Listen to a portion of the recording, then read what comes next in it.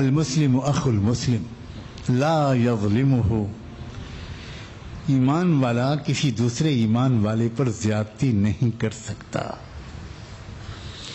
یہ جملے کہتے ہوئے آج شرم آ رہی ہے، دل پھٹا جا رہا ہے۔ ذرا جا کر دیکھیں کچہریوں میں مقدموں کی تفصیلات،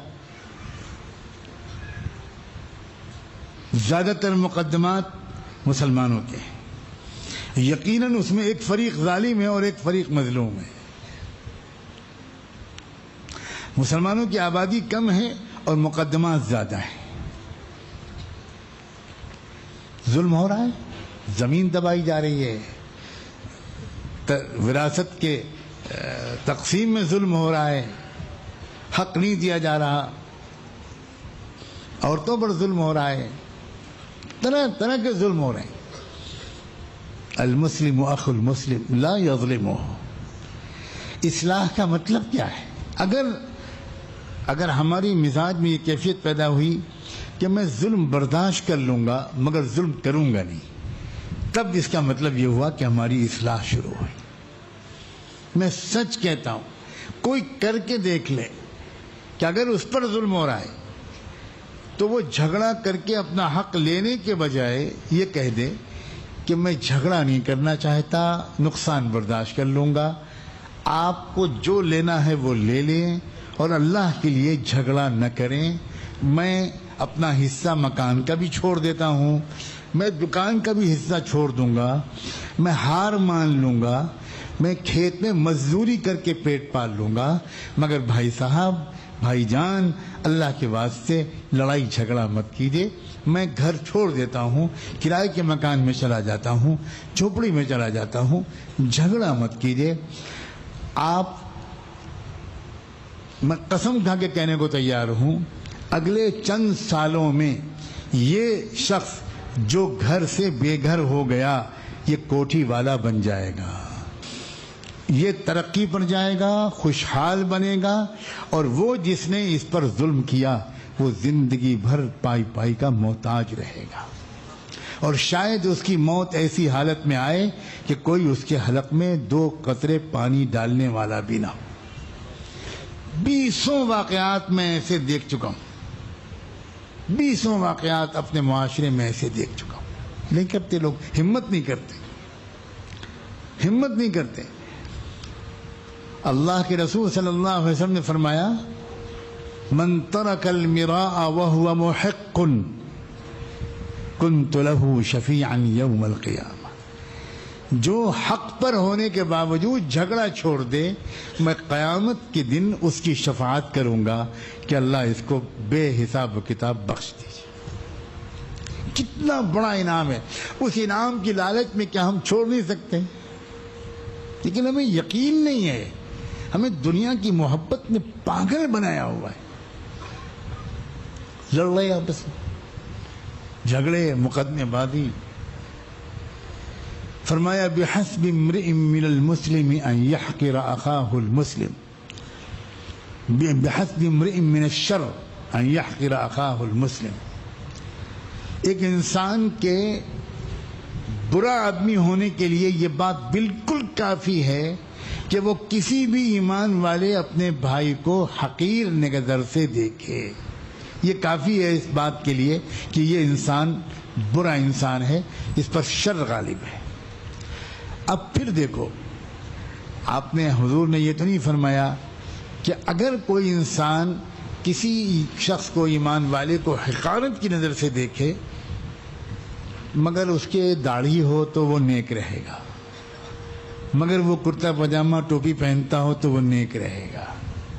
نہیں بھائی، بالکل کسی استثناء کے بغیر اللہ کے رسول صلی اللہ علیہ وسلم نے ایک بالکل ٹوک بات فرمائی ہے، قطعی لب و لہجے میں، کہ جس انسان کی نظر کسی دوسرے ایمان والے پر کسی بھی وجہ سے حقارت کی پڑے گی، وہ انسان اچھا انسان نہیں ہو سکتا۔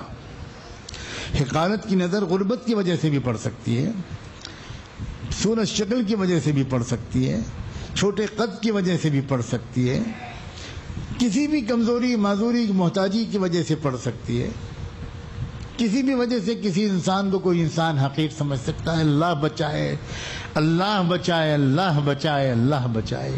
دیکھو اللہ تعالیٰ کو نے سب بندے اپنی رحمت سے پیدا کیے ہیں، اور جب کسی بندے کو کوئی حقارت سے دیکھتا ہے، حقارت کی نظر سے دیکھتا ہے، تو اللہ تعالیٰ کو یہ برداشت نہیں ہوتی. کوئی ماں برداشت کرے گی کہ اس کے کسی بیٹے کو کوئی حقارت کی نظر سے دیکھے؟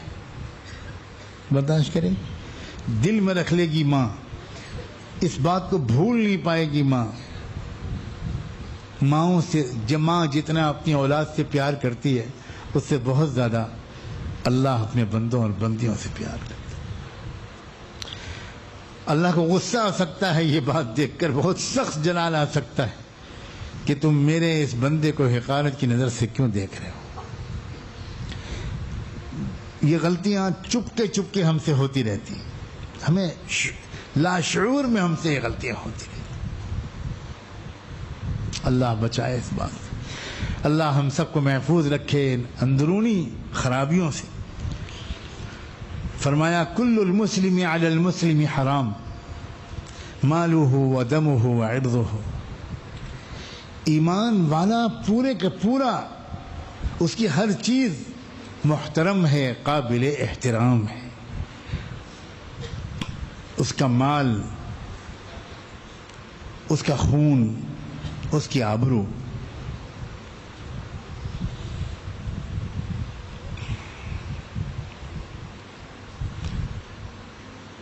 کسی کی غیبت کرنا اس کی آبرو سے کھیلنا ہے، کسی پر الزام لگانا اس کی عزت کو لوٹنا ہے، اس کو بے آبرو کرنا ہے. کسی کے واقعی کسی کمزوری کا چرچا کرنا، یہ بھی اس کی بے آبروئی ہے. آج کہاں ہمیں خیال ہوتا ہے کسی کے بارے میں کوئی بات کرتے ہوئے یا سنتے ہوئے کہ اس بات کے کرنے یا سننے سے ہم اس شخص کی عزت کو لوٹ رہے ہیں، اس کی بے آبروئی کر رہے ہیں. ایک ایک شخص کا احترام، ایک ایک شخص کی عزت ہے.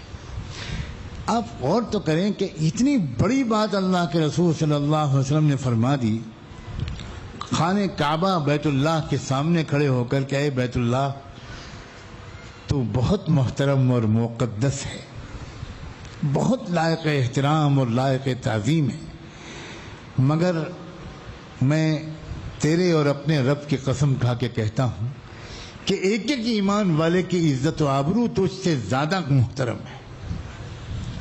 اور یہ تک فرما دیا اللہ نے کہ تیری اینٹ سے اینٹ کوئی بجا دے بدبخت، اللہ اس کو برداشت کر سکتا ہے، لیکن ایمان والے کی آبرو سے کوئی کھیلے، اللہ اس کو برداشت نہیں کر سکتا.